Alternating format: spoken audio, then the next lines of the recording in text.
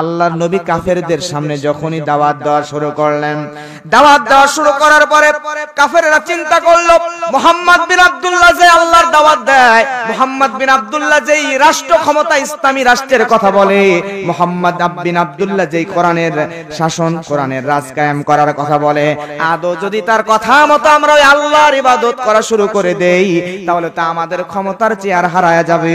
শুধুমাত্র ক্ষমতার চেয়ার হারানোর ভয়ে কাফেররা মক্কার কাফেররা আল্লাহর নবী যে ভালো মানুষ, আল্লাহর নবী যে চোর না, আল্লাহর নবী যে খুনি না, আল্লাহর নবী যে ধর্ষক না, আল্লাহর নবী যে মানবতা বিরোধী অপরাধ করে নাই, কোন রকম গুনাহ কোন রকম ভুল কাজ আল্লাহর নবী করে নাই, আল্লাহর নবী সমাজের সবচাইতে ভালো মানুষ, এটা জানার পরেও কাফেররা আল্লাহর নবীর বিরুদ্ধে লেগে গেল, আল্লাহর নবীকে কষ্ট দেওয়া শুরু করলো। তার কারণ একটাই, একবার যদি আল্লাহর জমিনে আল্লাহর দ্বীন বাস্তবায়ন হয়ে যায় তাহলে আল্লাহর জমিনে আল্লাহর দ্বীন বাস্তবায়ন হয়ে গেলে হুজুরদের হাতে ক্ষমতা চলে যাবে আর আমরা জালেমদের চেয়ার ক্ষমতার চেয়ার হারায়া যাবে। জোরে বলেন ঠিক কিনা?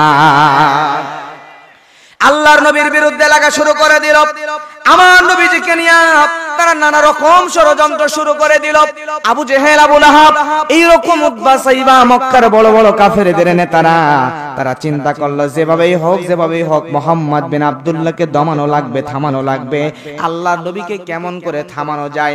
হঠাৎ করে তারা ষড়যন্ত্র করলো, আমরা তার বিচার করলে হবে না, আমরা এই মুহূর্তে আমাদের দেশ থেকে নয় বিদেশ থেকে একজন মেহমান ধার করে আনবো, বিদেশ থেকে একজন মেহমান দাওয়াত করে আমাদের দেশে আনবো, আনার পরে মুহাম্মদ বিন আব্দুল্লাহর বিচার করব। জোরে বলেন নাউজুবিল্লাহ। আমার ভাইয়া তাফসীর খুলে দেখেন, আবু লাহাব, আবু জেহেল মক্কার কাফেরেরা তারা সবাই মিলে একত্রিত হলো। আবু জেহেল বিদেশ থেকে একজন মেহমানকে দাওয়াত দিয়ে আনলো। এই মেহমানের নাম হচ্ছে হাবিব বিন মালিক। হাবিব বিন মালিক এই মেহমানকে দাওয়াত দেওয়ার উদ্দেশ্য হলো আল্লাহর নবীর বিচার করবে। আল্লাহর নবীর বিরুদ্ধে বিভিন্ন উল্টাপাল্টা কথা বললো, বলার পরে এরকম একটা মঞ্চ সাজালো, সাজানোর পরে মুসলমানদের নবীর বিরুদ্ধে বিভিন্ন রকম কথা উল্টাপাল্টা কথা বললো। আর আবু জেহেল চিন্তা করলো সর্বপ্রথম যখন মুসলমানদের নবী আমাদের সামনে আসবে সর্বপ্রথমই আমি তাকে অপমান করব। কেমন করে অপমান করবে? তাফসীরের মুফাসসিরগণ বলেন তৎকালীন সময় আবু জেহেল চিন্তা করলো মুসলমানদের নবীকে অপমান করার প্রথম নাম্বার উপায় হলো আমরা মঞ্চে থাকব মোট মানুষ তিনজন। জোরে বলেন কয়জন? একজন হলো বিদেশি মেহমান হাবিব বিন মালিক, একজন হলো আমি আবু লাহাব, আর একজন হলো মুসলমানদের নবী মুহাম্মদ বিন আব্দুল্লাহ। মানুষ হলো তিনজন। শ্রোতারা সব সামনে, মঞ্চের উপর চেয়ার হবে তিনটা চেয়ার হওয়া লাগবে, কিন্তু মুহাম্মদ বিন আব্দুল্লাহকে আমরা চেয়ারে বসতে দিব না। সে যখন আসবে চেয়ার বানাবো মাত্র দুইটা, একটা স্বর্ণের চেয়ার বানাবো বিদেশি মেহমানের জন্য, আর একটা রূপের চেয়ার বানাবো আমি নেতা আবু লাহাব আবু জেহেলের জন্য। আর ওই মুসলমানদের নবী মুহাম্মদ বিন আব্দুল্লাহ যখন আসবে তাকে আমরা দাঁড়ায়া দাঁড়ায়া অপমানিত করব, লাঞ্ছিত করব। জোরে বলেন নাউজুবিল্লাহ। এই চিন্তা করে যেমন কথা তেমনই কাজ, দুইটা চেয়ার বানানো হলো। বানানোর পরে মঞ্চের উপরে হাবিব বিন মালিককে স্বর্ণের চেয়ারে বসতে দেওয়া হলো, আর আবু জেহেল নিজে রূপের চেয়ারে বসলো। সামনে আল্লাহর নবী ভালো মানুষ, মক্কার মানুষরা জানে, জানার পরেও ভালো মানুষের বিচার দেখার জন্য কৌতূহল বশত হাজার হাজার মানুষের ভিড় জমে গেল। আল্লাহর নবী যেই চেয়ারে বসবে কিন্তু নবীজির জন্য চেয়ার নাই। হাবিব বিন মালিককে স্বর্ণের চেয়ারে বসানো হলো, আর পাশে রূপের চেয়ারের মধ্যে আবু লাহাব আবু জেহেল বসলো। আর আল্লাহর নবী যখন ওই জায়গায় আসলো, আল্লাহর নবী আসার পরে তারা চিন্তা করলো তাকে দাঁড়ায় দাঁড়ায় অপমানিত করব। কিন্তু আল্লাহর নবী যখনই মঞ্চের উপর উঠে আসলো, আসার পরে হাবিব বিন মালিক আল্লাহর নবীর চেহারা মোবারকের দিকে একবার তাকালো।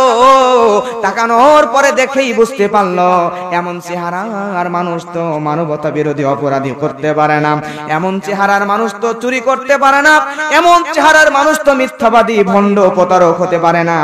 আল্লাহর নবীকে দেখে অন্তর গলে গেল। হাবিব বিন মালিক নিজের স্বর্ণের চেয়ারটা আল্লাহর নবীকে বসার জন্য ছেড়ে দিলেন। সুবহানাল্লাহ। হাবিব বিন মালিক যখন উঠে দাঁড়িয়ে গেল, আল্লাহর নবীকে চেয়ারে বসায় দিল। আবু জেহেল দাঁত কিটমিট করে চিন্তা করে, আহারে আমি তো ওই হাবিব বিন মালিককে আনলাম মুসলমানদের নবীর বিচার করার জন্য, কিন্তু বিচার করবে কি? উল্টা তো এই বদমাইশ আমার এই তো বেকায়দায় ফেলে দিল, তারে চেয়ারে বসায় দিল। বলেন তো চেয়ার আছে কয়টা?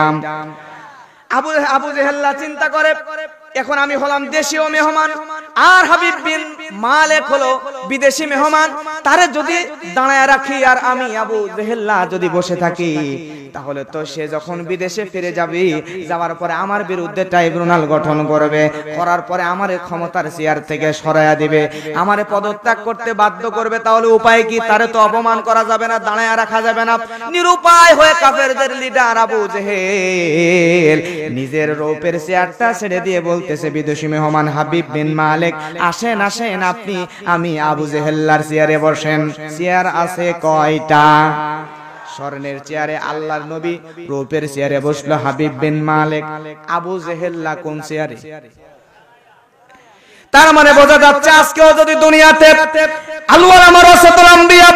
আল্লাহর নবীর ওয়ারিস হচ্ছে আলেমগণ, তখন নবীকে অপমান করতে চায় আবু লাহাব, আবু জেহেল্লা যেমন অপমানিত হয়েছিল, আজকেও যদি আল্লাহর নবীর ওয়ারিসদেরকে অপমান করতে চায়, মিথ্যা মামলা দেয় দিয়ে অপমান করতে চায়, যারা অপমান করতে চাইবে আল্লাহ তাআলা তাদেরকে অপমানিত করে দুনিয়া থেকে বিদায় করবে। ঠিক কিনা? আমার মুসলমান ভাইরা, আল্লাহর নবী যখন চেয়ারে বসে গেল, যাওয়ার পরে সঙ্গে সঙ্গে ওই জায়গায় আবু জেহেল্লা চিন্তা করলো, আমি তো বিদেশ থেকে হারামজাদার এই দাওয়াত দিয়ে আনছি, সে যদি ভালো মানুষ হইতো তারে তো আনলাম বিচার করার জন্য, কিন্তু সে আমারে অপমানিত করে মুসলমানদের নবীর চেয়ারে বসায় দিল। আমি কেন তারে বিদেশ থেকে এই দেশে আইনা প্রধান বিচারপতি বানালাম? বিপদ তো আমারই হয়ে গেল। জোরে বলেন ঠিক না? তারে আর তো রাখা যাবে না, তারে সিঙ্গাপুর পাঠানো লাগবে, মালয়েশিয়া, কুয়েত, কাতার, দুবাই, ইন্দোনেশিয়া পাঠানো লাগবে। জোরে বলেন ঠিক কিনা? সঙ্গে সঙ্গে হাবিব বিন মালিকের উপর রাগান্বিত হয়ে গেল আবু জেহেল, এত বেশি রাগান্বিত হয়ে গেল। রাগান্বিত হয়ে যাওয়ার পরে কি করবে? কিছুই করার নাই, কারণ সে এখানকার চিফ গেস্ট, প্রধান অতিথি, প্রধান বিচারপতি। আবু জেহেল্লা চুপ করে আছে, কিন্তু আল্লাহর নবীকে অপমান করবে সোর্স খুঁজতেছে। হঠাৎ করে আল্লাহর নবীর সামনে এসে আবু জেহেল্লা বলে, ও মুহাম্মদ বিন আব্দুল্লাহ, শোনো, তুমি এই মুহূর্তে তোমাকে একটা কাজ করা লাগবে। ওই যে দেখতেছ আসমানের চাঁদ, ওই চাঁদটাকে এই মুহূর্তে তোমার আঙ্গুলের ইশারা দিয়া দুই ভাগ করে ফেলা লাগবে। তুমি যদি তোমার আঙ্গুলের ইশারা দিয়া চাঁদকে দুই ভাগ করে ফেলতে পারো, তাহলে আমরা বিশ্বাস করব তুমি সত্য নবী, আর না পারলে আমরা বুঝে নেব, জেনে নেব তুমি হলা ভণ্ড প্রতারক। জোরে বলেন নাউজুবিল্লাহ। আল্লাহর নবী বেকায়দায় পড়ে গেলেন, কারণ বলেন তো, নবীজি নিজের থেকে কোনো কিছু করতে পারেন? কোনো কিছু নবীজি নিজের থেকে করতে পারেন না, আল্লাহর নবী তাই করেন যা আমার আল্লাহ করান। কথা বলেন ঠিক কিনা?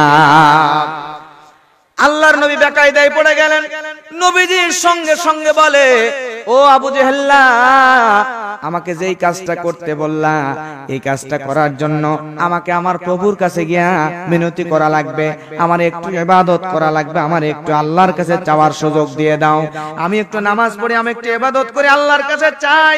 সঙ্গে সঙ্গে আবু জেহেল নিজেও জানতো মুহাম্মদ বিন আব্দুল্লাহ যদি একবার বলে দেয় তাহলে ওই কাজটা করবে, এতে কোনো সন্দেহ নাই।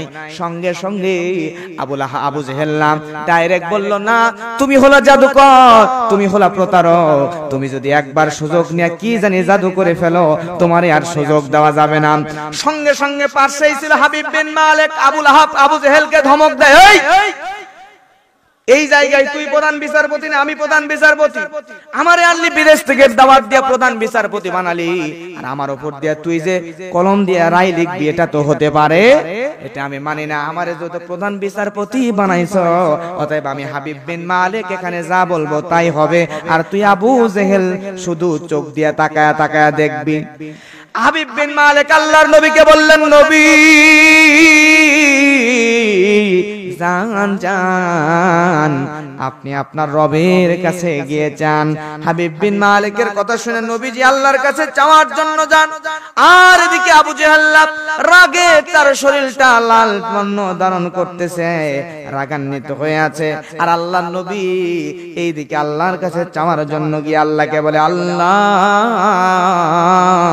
ও দয়াময় আল্লাহ, আমার তো কোনো কিছু করার ক্ষমতা নাই, ও আল্লাহ আপনি আমারে যা করাবেন তাই তো আমি করব রব্বুল আলামিন। ও দয়াময় আল্লাহ, দয়া করে মায়া করে আপনি দয়া করে আমাকে আজকে এই বিপদ থেকে উদ্ধার করেন। আল্লাহ রাব্বুল আলামিন জানায় দেয়, ও জিবরিল যা আমার নবীকে জানায় দাও, আমার নবীজিকে চিন্তা করা লাগবে না, টেনশন করা লাগবে না।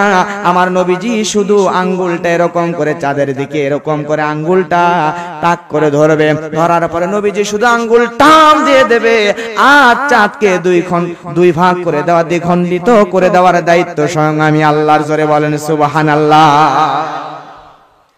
আমার প্রিয় মুসলমান ভাইরা, আল্লাহর নবী যখন এরকম করে আকাশের চন্দ্রের দিকে আঙ্গুলটা ইশারা করলেন, করার পরে কাফেররা তাকায় আছে, নবীজির মুসলিম সাহাবীরা তাকায় আছে, এরপরে হাবিব বিন মালিকও তাকায় আছে।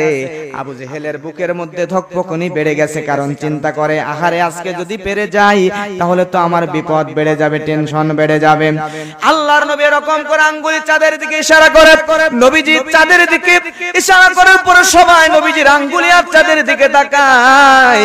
আল্লাহর নবী আঙ্গুলি এরকম করে টান দিয়ে দিল, দেওয়ার পরে চাঁদ দুই ভাগ হয়ে দুই দিকে পড়ে যায়, সঙ্গে সঙ্গে অন্ধকার হয়ে যায়। সবাই আল্লাহু আকবার, আল্লাহু আকবার, আল্লাহু আকবার বলে চিৎকার দিয়ে ওঠে। ওই জায়গা হাবিব বিন মালিক সহ নবীজি অসংখ্য সাহাবীর অসংখ্য কাফেরেরা এই দৃশ্যটা দেখলো।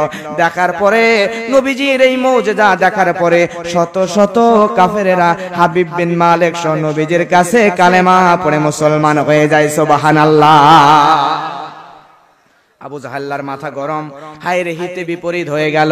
আমরা আনলাম বিচার করার জন্য, কিন্তু বিচার তো করতে পারলাম না, বরং উল্টা বিচার করব কি? এই জায়গায় মুহাম্মদ বিন আব্দুল্লাহর কাছে আমাদের দলের লোক আরো কমে গেল, তার দলের লোক বেড়ে গেল। জোরে বলেন সুবহানাল্লাহ। আমার নবীজির বয়স মাত্র 17 বছর। জোরে বলেন কত?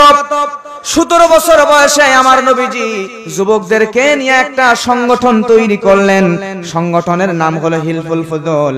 এই সংগঠনের এজেন্ডা হলো দুইটা, সৎ কাজের আদেশ দেওয়া এবং অসৎ কাজে বাধা দেওয়া নিষেধ করা। এই দুইটা এজেন্ডা নিয়ে আমার নবীজি হিলফুল ফুজুল গঠন করলেন। করার পরে মানুষদের সামনে দাওয়াত দেওয়া শুরু করলেন। দাওয়াত দিতে দিতে অনেক চেষ্টা করার পরেও আল্লাহর নবী মানুষদেরকে, সব মানুষগুলোকে দ্বীনের সঠিক পথে আনতে পারেন নাই। আল্লাহ রাব্বুল আলামিনের কাছে ধারণা দিলেন, আল্লাহ ও দয়াময় আল্লাহ, কোনো মতেই পারতেছি না, দয়া করে আপনি আমারে সহযোগিতা করেন। আল্লাহ রাব্বুল আলামিন জানায় দেয়, নবী শুধুমাত্র আপনার আদর্শ দিয়া মানুষদেরকে আলোর পথে, দ্বীনের পথে আনতে পারবেন না। মানুষদেরকে যদি আলোর পথে আনতে চান, মানুষদেরকে যদি দ্বীনের পথে আনতে চান, তাহলে আপনি নবীর আদর্শ লাগবে, সঙ্গে সঙ্গে লাগবে আমি আল্লাহর কোরআন। আমি আল্লাহর কোরআন আর আপনার আদর্শ দিয়া মানুষদেরকে সোনার মানুষ বানানো যাবে। জোরে বলেন সুবহানাল্লাহ। আল্লাহ রাব্বুল আলামিনের নবীর উপরে আল্লাহ রাব্বুল আলামিন যখন কোরআন নাজিল করে দিলেন, কোরআন নাজিল করে দেওয়ার পরে আমার নবীজি এবার কাফেরদের সামনে দাওয়াত দেওয়া শুরু করলেন। আল্লাহর নবী